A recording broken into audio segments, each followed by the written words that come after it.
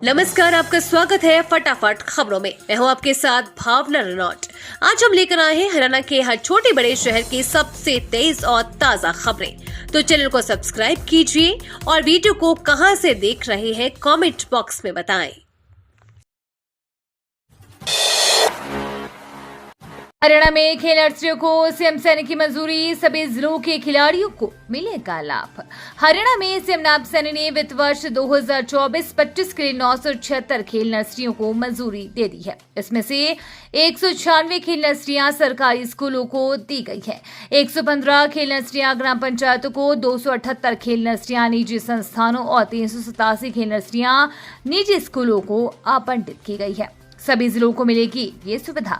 बता दें कि ये नर्सरियां राज्य के सभी जिलों में आवंटित की गई है, जिनमें 28 विभिन्न खेल प्रतियोगिताओं में खिलाड़ियों को तैयार किया जाएगा। साल 2023-24 तक के लिए राज्य सरकार ने 1100 खेल नर्सरियां आवंटित की थी। अब साल 2024-25 से ये संख्या बढ़ाकर 1500 कर दी गई है। इनमें से लगभग 500 खेल नर्सरियां पहले से ही सरकार द्वारा चलाई जा रही है। तपेगा हरियाणा, नूंह में लगातार रिकॉर्ड दर्ज गर्मी, मौसम विभाग ने दी ये चेतावनी। हरियाणा में एक बार फिर से झुलसने वाली गर्मी पड़ने लगी है। यहां पर तापमान में इजाफा हुआ है और पारा फिर से 46 डिग्री पार हुआ है। मौसम विभाग ने अगले 5 दिन तक हीट वेव की चेतावनी दी है और कहा है कि इसी तरह तापमान में इजाफा होगा। बताया जा रहा है कि अगले 5 दिनों के दौरान हरियाणा और चंडीगढ़ में शुष्क मौसम जारी रहने की संभावना है। दक्षिणी और पश्चिमी हरियाणा के कुछ हिस्सों में अधिकतम तापमान 45-46 डिग्री सेल्सियस के बीच बना हुआ है, जबकि चंडीगढ़ सहित उत्तरी क्षेत्रों में अधिकतम तापमान लगभग 44-45 सेल्सियस के बीच रहा है। मौसम विभाग ने बताया कि अगले 5 दिनों के दौरान अधिकतम तापमान में कोई बड़ा परिवर्तन नहीं होने की संभावना है। वहीं दक्षिणी और पश्चिमी हरियाणा के हिस्सों में अगले 2-3 दिन के दौरान अधिकतम तापमान 40-45 डिग्री सेल्सियस के आसपास रहने की संभावना है। मौसम विभाग ने बताया है कि 12 से 15 जून के दौरान हरियाणा और चंडीगढ़ में हीट वेव देखने को मिलेगी। यात्रीगण कृपया ध्यान दें, भगत की कोठी जोधपुर साप्ताहिक समर स्पेशल ट्रेन का हिसार में होगा ठहराव, जाने स्केड्यूल। रेलवे ने गर्मियों की छुट्टियों में यात्रियों की सुविधा के लिए भगत की कोठी यानी कि जोधपुर हरिद्वार भगत की कोठी जोधपुर साप्ताहिक समर स्पेशल ट्रेन का संचालन किया जा रहा है। अब ये ट्रेन हिसार से होकर गुजरेगी। ये ट्रेन शाम 5:30 बजे हिसार पहुंचेगी और शाम 6 बजे रवाना होगी। इसी प्रकार वापसी में दोपहर 2:40 पर हिसार पहुंचेगी और यहां से दोपहर 3:10 पर रवाना होगी।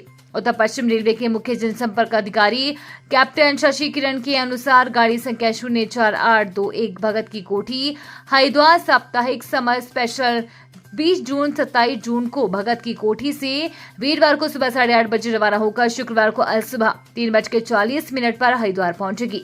गाड़ी संख्या 04822 हरिद्वार भगत की कोठी साप्ताहिक समर स्पेशल 21 जून व 28 जून को 2 ट्रिप पर हरिद्वार से शुक्रवार को सुबह 5 बजे रवाना होकर शुक्रवार को रात 11:55 पर भगत की कोठी पहुंचेगी। कैबिनेट मंत्री डॉक्टर बनवारी लाल ने ली बैठक, बिजली और पेयजल व्यवस्था को लेकर अधिकारियों को दिए निर्देश। हरियाणा के जन स्वास्थ्य मंत्री डॉक्टर बनवारी लाल जिला मुख्यालय स्थित लघु सचिवालय सभागार में जिला की विकास परियोजनाओं सहित मूलभूत सुविधाओं को लेकर संबंधित अधिकारियों के साथ बैठक की। जन स्वास्थ्य अभियांत्रिकी मंत्री डॉक्टर बनवारी लाल ने कहा कि पानी प्रदेश की जनता की मूलभूत आवश्यकता है और जीवन का आधार है। अधिकारियों को चाहिए कि वे प्रदेश की जनता के घरों में पेयजल की पर्याप्त मात्रा में सप्लाई सुनिश्चित करें। संबंधित अधिकारी ग्रामीण व शहरी परिवेश में बिजली व्यवस्था को बनाए रखते हुए जलापूर्ति सुचारू रखें ताकि गर्मी में आमजन को परेशानी न हो।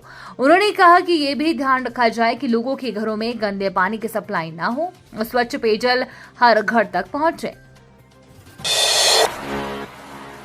स्वास्थ्य मंत्री ने खन्नाल सिविल अस्पताल का किया निरीक्षण, ट्रॉमा सेंटर में अधिकारियों को दिए निर्देश।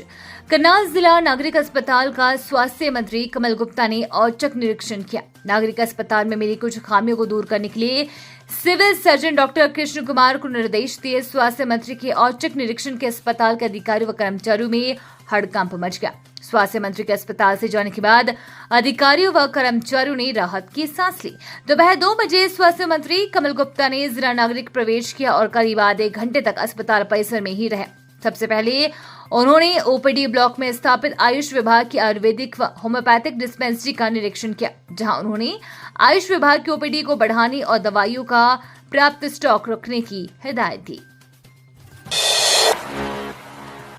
रोहतक एमडीयू के कैंपस में हलचल, प्रशासन ने बदली परीक्षा तिथि, फीस बढ़ाने के मुद्दे पर विद्यार्थियों में रोष।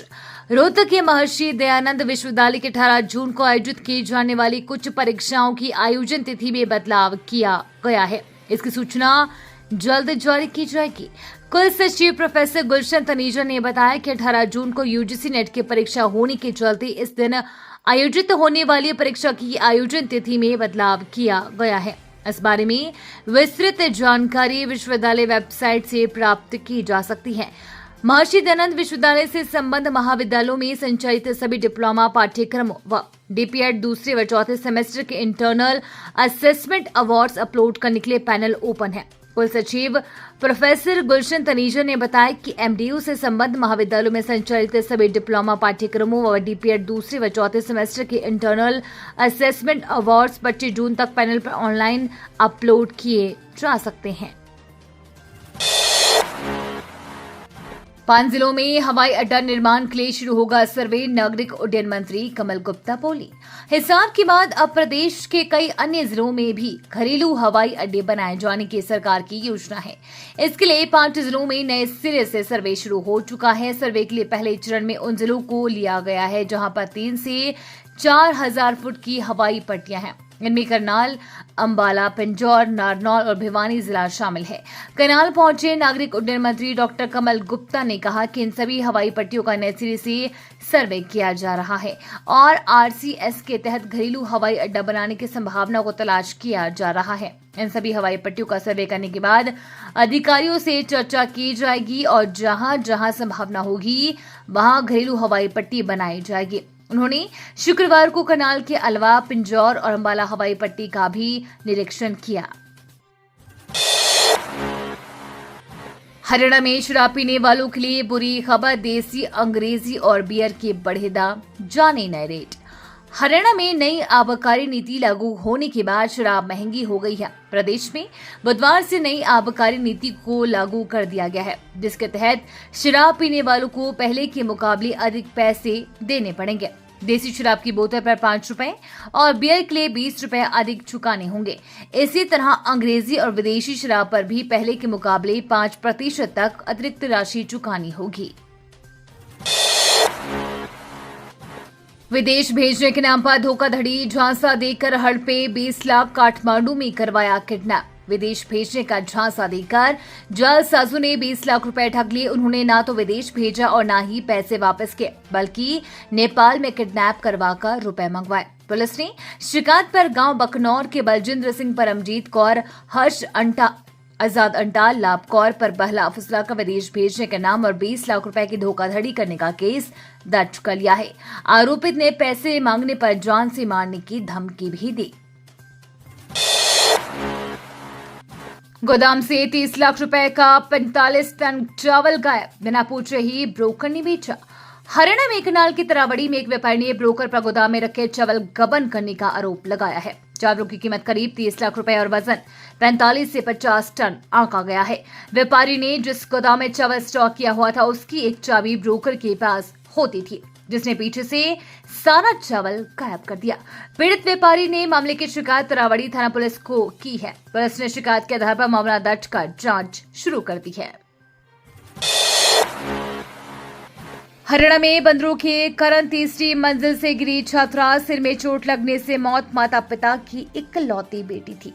हरियाणा के करनाल में बंदरों के कारण 9वीं कक्षा की छात्रा तीसरी मंजिल से गिर गई। परिजन उसे तुरंत कल्पना चावला मेडिकल अस्पताल ले गए, जहां डॉक्टर ने उसे मृत घोषित कर दिया। छात्रा घर की छत पर टहलने गई थी, तभी बंदरों के झुंड ने उस पर हमला कर दिया, जिसके कारण उसका संतुलन बिगड़ गया।